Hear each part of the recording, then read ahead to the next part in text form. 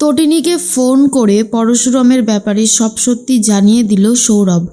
সম্পূর্ণ জানতে ভিডিওটিতে একটি লাইক করে দেখতে থাকো। গল্পে শুরুতেই দেখা যায় তটিনীকে নিয়ে বেরোবে বলে ঠিক করেছে পরশুরাম, আর এর মাঝখানে পরশুরাম নিয়ে যাচ্ছে পিকোকে আঁকতে। আর ঠিক তখন চলে এসেছে কর্ণ চ্যাটার্জি। কর্ণ চ্যাটার্জি বলে, কোথায় যাওয়া হচ্ছে? শিবপ্রসাদ গাঙ্গুলি। শুনলাম বিজিত নাকি একটা শর্ত দিয়েছে, যেই শর্তটা তোমরা সবাই মেনে নিয়েছো। তা বিজিতকে কোথায় পাঠাচ্ছ? ব্যাংকক নাকি সিঙ্গাপুর আর নাকি আবুধাবি? কোন জায়গায়? কি হলো শিবপ্রসাদ, চুপ করে আছো কেন? বলো। চুপ করে থাকলে কি কোনো কিছুর সলিউশন হয়? তখনই শিবপ্রসাদ বলে, আপনি কি করে জানলেন? আপনার তো এটা জানার কথা না। কর্ণ চ্যাটার্জি বলে, আমি অনেক কিছুই জানতে পারি যেটা হয়তো তোমরাও জানো না। আর তোমার ছেলে, সে কি আদেও আর ফিরবে? আমার তো কোনোভাবেই মনে হয় না সে এখনও জীবিত আছে কিনা। পরশুরাম খুব রেগে যায়, কর্ণ চ্যাটার্জির গায়ে রীতিমতো হাত তুলতে যায় আর বলে, আপনি কি মানুষ না অন্য কিছু? আপনি জানেন না কোথায় কি কথা বলতে হয়? আমি সদ্য এখন আমার ছেলেকে হারিয়েছি, এখনও পর্যন্ত ওকে খুঁজে পাচ্ছি না। বুঝতেই পারছেন মাথায় আমার কতটা চাপ আছে। আর এই সময় যদি দুটো হাত আপনার গালে পড়ে তাহলে বুঝতে পারছেন আপনার ঠিক কী অবস্থা হতে চলেছে। কর্ণ চ্যাটার্জি বলে, শিবপ্রসাদ, তুমি কিন্তু আমাকে অপমান করছো, এটা করাটা কিন্তু একদমই ঠিক নয়। তখন শিবপ্রসাদ বলে, আপনি কি করছেন? আপনি এখানে দাঁড়িয়ে থেকে থেকে সমানে আমাকে অপমান করছেন আর বলছেন কি না যে আমি আপনাকে অপমান করছি। তো হঠাৎ করে রাস্তা আটকানোর দাবিটা আপনার ঠিক কী, আপনি বলুন তো। তখনই মনে মনে একটা কথাই ভাবে পরশুরাম, এই লোকটা কি করে জানলো? এই লোকটা কি তাহলে বিজিতের সাথে এখনও কন্ট্যাক্ট রেখে চলেছে? কিন্তু সেটা কি করে সম্ভব? বিজিত তো আমাদের ডিপার্টমেন্টে রয়েছে। এরপরে কর্ণ চ্যাটার্জি বলে, বিজিতকে পাঠিয়ে দাও, তারপর দেখো তোমার ছেলেকে আদৌ তুমি ফিরে পাও কিনা। ঠিক সেই মুহূর্তেই পরশুরাম বলে, আমি আমার ছেলেকে ঠিকই ফিরে পাবো, আর সেটা খুব তাড়াতাড়ি। আমার বিশ্বাস আছে আমার ছেলের কোনো ক্ষতি হবে না। কর্ণ চ্যাটার্জি বলে, না হলেই ভালো। এরপর কর্ণ চ্যাটার্জি পিকোকে বলে, এটা কি এঁকেছো খাতায়? হ্যাঁ বলো, কি এঁকেছো? পিকো তখন বলে, এটা হচ্ছে শয়তান দাদুর মুখ। আর এটা শোনার পরেই কর্ণ চ্যাটার্জি খাতাটা নিয়ে রীতিমতো ছিঁড়তে যাচ্ছিল। আর তখন পরশুরাম খাতাটা ধরে নিয়ে বাঁচিয়ে দেয়। তারপর কর্ণ চ্যাটার্জিকে জব্দ করতে চায় আর বলে, গাড়িতে উঠুন।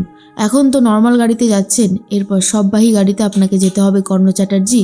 নিজেকে যদি পরিবর্তন করতে না পারেন তাহলে আপনার জন্য অশেষ দুঃখ আছে কিন্তু। এরপর কর্ণ চ্যাটার্জি তো চলে যায়।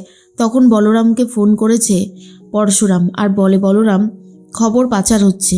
হ্যাঁ হ্যাঁ, খবর পাচার হচ্ছে। কেউ একজন আছে যে খবর পাচার করে দিচ্ছে।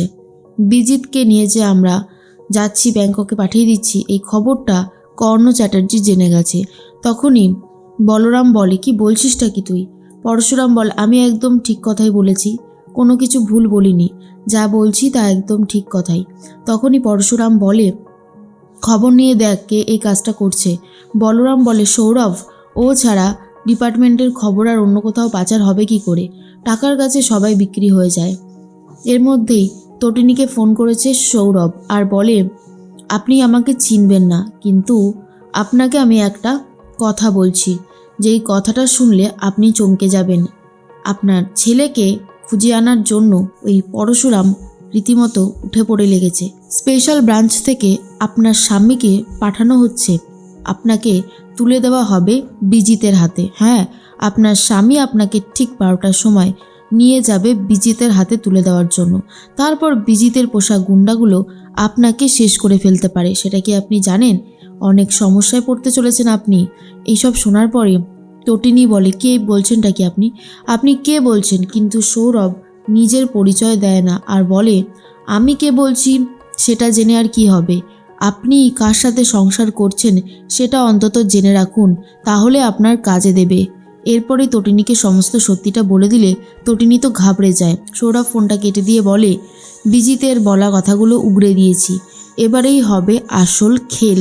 বুঝতে পারবে কত ধানে কত চাল, সস্তার ফ্যামিলি।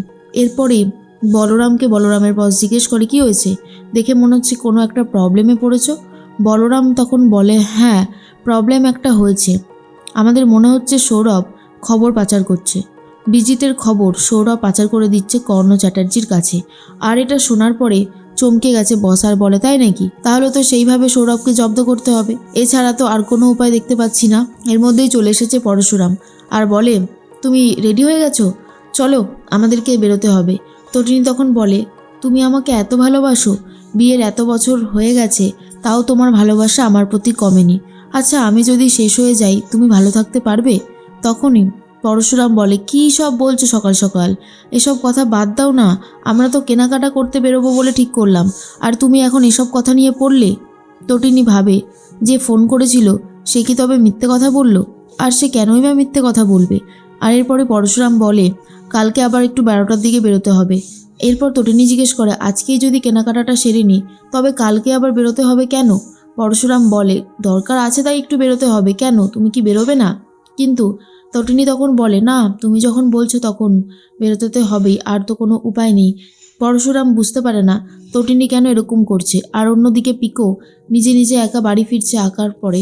তখনই পিকো ভাবে বাজার করে নিয়ে যাবে, আর সেই জন্য সবজির দোকানে গিয়ে ইংলিশের সবজির নামগুলো বলতে থাকে, পটেটো, চিলি। এরপর দোকানদার যথারীতি সে বুঝতে পারছে না কি বলছে, ইংলিশের তো মাথা মুন্ডু বুঝতে পারছে না।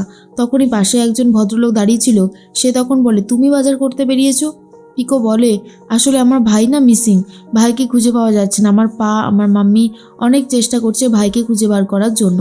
বাড়িটায় এখন আগের মতন আর কিছু নেই, তাই ভাবলাম আমি যদি এইটুকু সাহায্য করি ওরা অনেকটা বেশি নিশ্চিন্ত হতে পারবে, সেই জন্য আমার কাছে টাকাও আছে। এরপর পিকোর এই কনসার্ট দেখে রীতিমতো সবাই বুঝতে পারে মেয়েটা কত ভালো। কিন্তু পিকো চায় তার ভাই যেন তাড়াতাড়ি ফিরে আসে, তাদের পরিবারটা যেন আবারও আগের মতন হাসি খুশিতে থাকতে পারে।